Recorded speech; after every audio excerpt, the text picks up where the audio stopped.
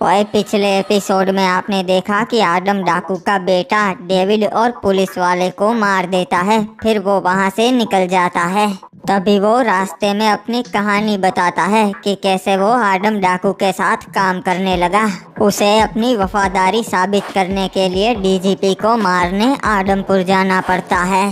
बंटी उसके साथ जाता है और वो वहाँ डीजीपी को मारने ही वाले होते हैं। तभी डीजीपी को मालूम पड़ जाता है कि लॉस सैंटोस से कोई उसे मारने आया है। बाकी आप लोग वीडियो को लाइक कर दो और चैनल को सब्सक्राइब करके बेल नोटिफिकेशन ऑल पे सेट कर लो। मेरे भाइयों, कुछ पर्सनल रीजंस की वजह से आज डीजीपी साहब यहाँ पे अवार्ड नहीं लेने आ पाएंगे जी। अबे ई का डीजीपी तो यहाँ नहीं आने वाला, हिप हॉप अब क्या करेंगे? बाबू मोसा अगर वो नहीं आया तो हम उसे मारेंगे कैसे? फिर तो हमारे पूरे प्लान पे पानी फिर जाएगा। वही तो बात है बे, फिर हमें ऐसा मौका ना ही मिलेगा। रे ना भाई, आप मुझे सम्मानित कर रहे सो और मैं ना हूँ, ऐसा कभी हो सकता से? ये देखो हिप हॉप आ गया, अब ना ही बच पाएगा। रे मारे दोस्तों, अवार्ड लेने से पहले मैं सबको एक महत्व की बात बताना चाहता हूँ। आज यहाँ हम सबके साथ कातिल मौजूद से जो मन्ने मारने आया से। अबे इसको कैसे मालूम पड़ गया बे? बंटी क्या हुआ? गोली चला दूं? मार दूं? बंटी अबे हिप हॉप एक मिनट रुक जा, शायद इसे शक हो गया है। रे भाई, वो किसी भी भेष में हो सकता से, शायद पुलिस वाला बन के आया हो सकता से। ओ तुम, क्या मैं पूछ सकता हूँ तुम कौन सी यूनिट से हो भाई? अबे ये तो फंस गया, अब क्या करूं? रे जवाब दो भाई, कौन सी यूनिट से हो तुम? इसको शक हो गया है, गोली चला देता हूँ। मिल गया सर, यही है वो। सारा मन्ने मारने आया था। हाँ, बिठाओ इसे कुर्सी पे। बाबू मोसा ये क्या, बंटी पकड़ा गया, अब मैं क्या करूँ? मन्ने यो तो मालूम से कि तू लॉस सैंटोस से आया से, पर अब यो बता कि तन्ने किसने भेजा से? अबे हम गद्दार ना ही हूँ, कभी ना ही बताऊंगा। अबे तू क्या, तेरा बाप भी बताएगा, समझा?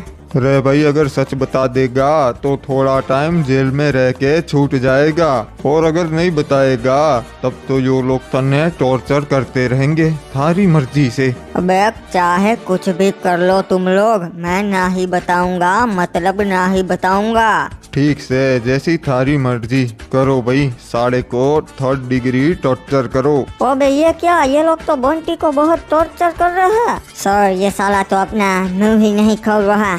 कोई ना भाई, यो साड़ा अब हमारे कोई काम का ना से। हमें यो तो मालूम से कि यो लॉस सैंटोस से आया से, बाकी मैं अपने आप पता लगा लूंगो। इसे मार दो। ठीक है सर, जैसा आप कहे। डाकू मुझे माफ कर देना, मैं ये काम नहीं कर सका।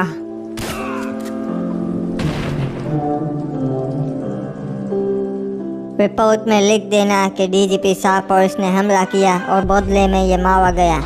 बाबू मोसा नहीं छोड़ूंगा, डीजीपी तुझे जिंदा नहीं छोड़ूंगा मैं। गाइज, आज मैं आपके लिए एक ऐसा ऐप ढूंढ कर आया हूँ जिससे आप सारे स्पोर्ट्स के लाइव स्कोर देख सकते हो, और इसके अंदर आपको बहुत सारी गेम्स मिल जाएगी जिससे खेलकर आप बहुत सारे पैसे कमा सकते हो। साइन अप बोनस भी मिल सकता है आपको, तो वेट किसका कर रहे हो? लिंक आपको कमेंट में मिल जाएगी, जाओ और अभी डाउनलोड करो। साला आजकल मारे दुश्मन बहुत बढ़ गए से, बाहर के देश से भी मन्ने मारने आदमी आ रहे से। तू इतना मशहूर जो हो चुका है डीजीपी। साले हिप हॉप, तू यहाँ के करने आया से? बाहर निकल। और तन्ने अंदर किसने आने दिया? तू सस्पेंड से। तेरे गार्ड्स कितने भोले हैं डीजीपी, उनको अभी भी ये लगता है कि मैं तुम्हारे लिए काम करता हूँ, मुझे आसानी से अंदर आने दिया। यहाँ पे क्यों आया से और के चाहता से तू? याद रख, मैं तन्ने भी खत्म करवा सकता हूँ, समझा? हाँ, तू तो वैसा भी है ही इतना नीच। मैंने अपनी पूरी जिंदगी ईमानदारी से नौकरी की, तेरे लिए काम किया डीजीपी। मुझे यह लगता रहा कि डाकू बहुत बुरा आदमी है, वो जीने का लायक नहीं, पर असल में सबसे बुरा तो तू है। मैं तुझे यहाँ मारने ही आया था डीजीपी, और जिस बंदे को तूने टॉर्चर करके मार दिया वो भी मेरे साथ ही था बॉन्टी। रेपू जो तू के कर रिया से, तू तो ऐसा ना था। मैं तन्ने तारी नौकरी वापस दिला दूंगा। अब सब खत्म हो चुका है डीजीपी, मैं वो इंसान ही नहीं रहा। रेपू तू ईमानदार अफसर था, ऐसी गलती ना कर। तू मन्ने ना मार, तू तो बहुत अच्छा इंसान से भाई, तू मन्ने ना मार सकता, बल्कि मैं तन्ने मारूंगो। हराम जादे, सही कहा था तूने डीजीपी, मैं ऐसा इंसान नहीं था, बल्कि तेरी वजह से बन गया। अच्छा, तो इस तरह आप मेरे पापा के साथ मिल गए? हाँ बाबू मोसाई, तब से आज तक मैं यही हूँ लॉस सैंटोस में, पर अफसोस उस दिन बॉन्टी नहीं बच पाया। ठीक है, चलिए अब मैं चलता हूँ, जल्द मुलाकात होगी। ठीक है बाबू मोसाई, अपना ध्यान रखना, यहाँ मैं सब कुछ संभाल लूंगा।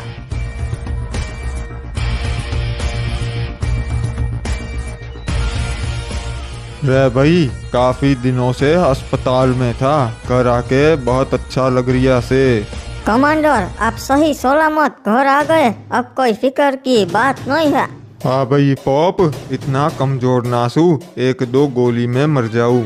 अब बताओ, मारी गैरहाजिरी में यहाँ के हो गया?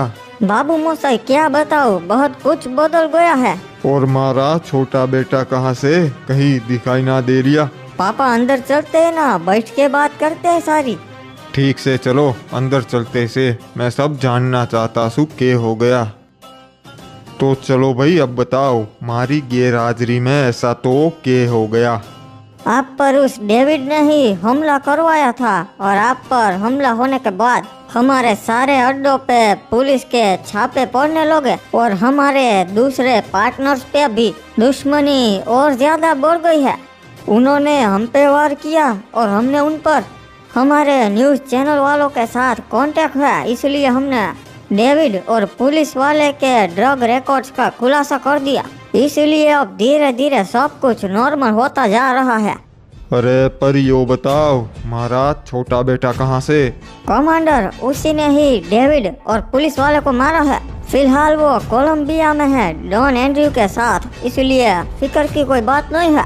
जब तक यहाँ सारी चीजें नॉर्मल नहीं हो जाती तब तक वो यहाँ नहीं लौटेगा।